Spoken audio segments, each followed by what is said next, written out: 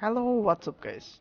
In this video, I'll show you how to convert your TikTok account to business account. So go to TikTok and go to your profile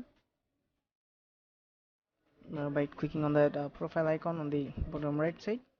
Now you need to tap on the three line on the top right side.